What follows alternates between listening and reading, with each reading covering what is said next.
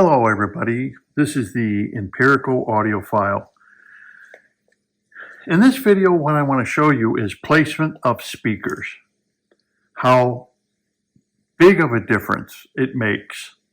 Now, in my room, if you watch my videos on the LTEX here, they are by the wall. And they're by the wall because my speakers are in a family room. I don't have a dedicated music room that I can put my stereo in, so I have to share the room with the family. So mine's in right now a great room.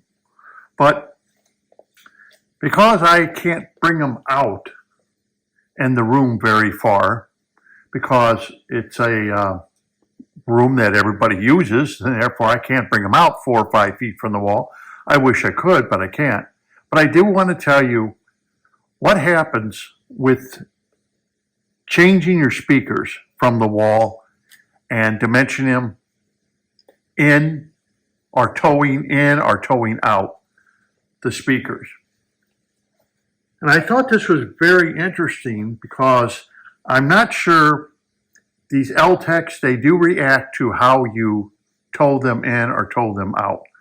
I don't know exactly if this is the same thing with clip speakers or your JBLs or any of your other horn speakers, but I know that these speakers that are modified, and you've seen them, they're far, far better than stock speakers because of the way they've been modified. Now, as you can see in this top sketch here, we have the speakers. The one edge is 11 inches from the wall, the other is 9 inches, 79 inches apart from edge to edge, and the other speaker is the same. So what can you expect out of this setup?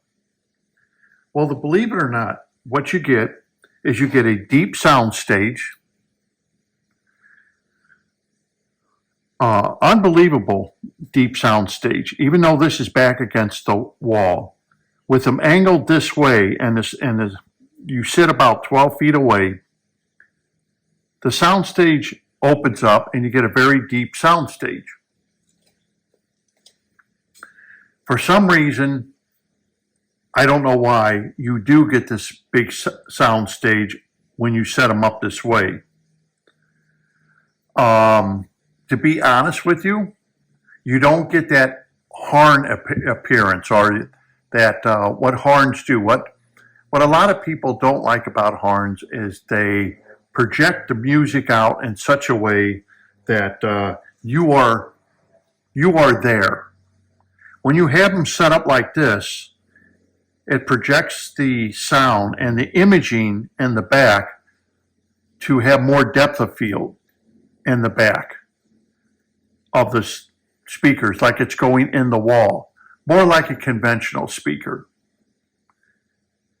However, you do give up some things is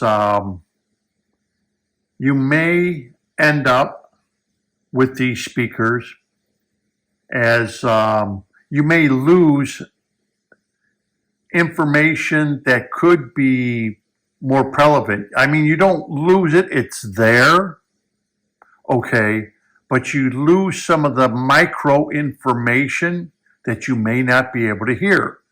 But the trade-off is you get a deep sound stage, just like an ordinary speaker would portray. And it's deep, and it's neat. But it may not be the liking. But let's go to the other setup, this setup. Now you can see the speakers are towed in more. Instead of being 11 inches from the wall, they're 15. Instead of being 9 inches, this is only 5 inches from the wall. So, and they're 82 inches apart versus the 79 inches. Not really that much of a difference, but as you can see, they are towed in more to direct the sound more at the listener. Now, this doesn't look like a whole lot of difference, does it? But the portrayal of sound from here to here is night and day. I mean, night and day. Okay, first of all, what do you get here? Well, first of all, when you set the speakers where they're pointing directly at you, when you're sitting. You now get the sound staging as being that of a horn speaker, which people say for even clips and everything, you are there. And that definitely portrays it when you toe these in more than the top one. You lose a lot of that real deep depth that you got with the top one. You'll lose that deep depth. What you gain is you get that there. You will get nice, clean voices.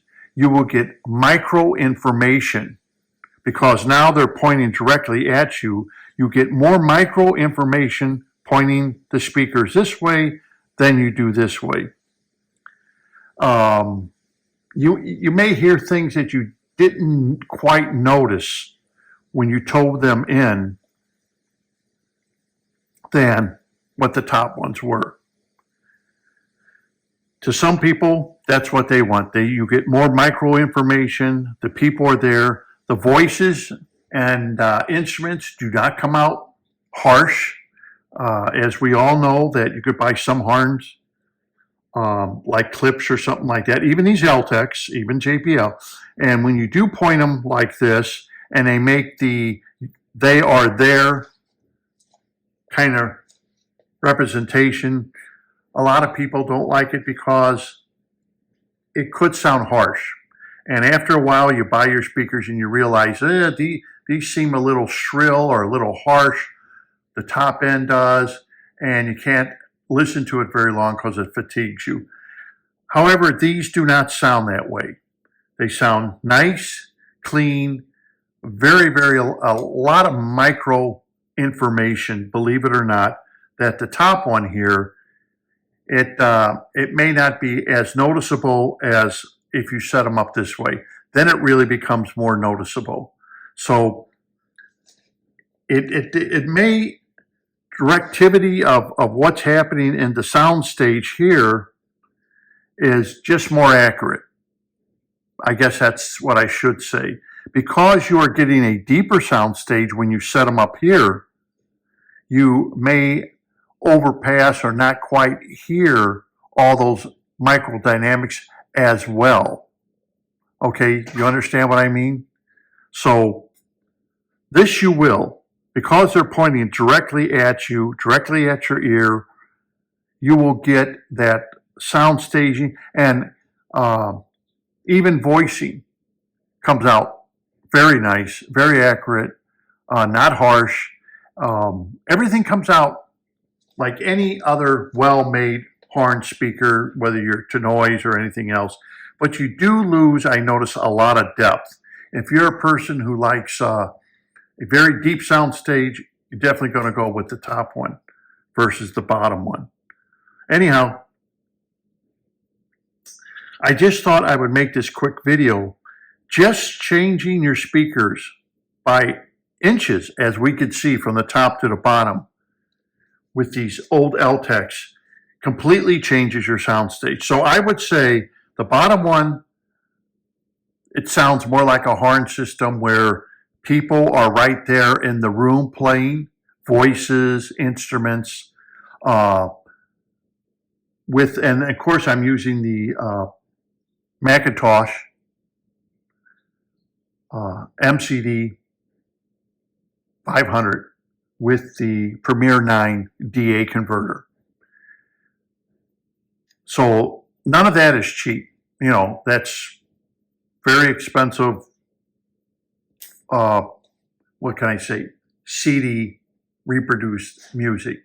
And that Premier 9 just is great as a DAC, wonderful as a DAC. But so is the Mac Transport.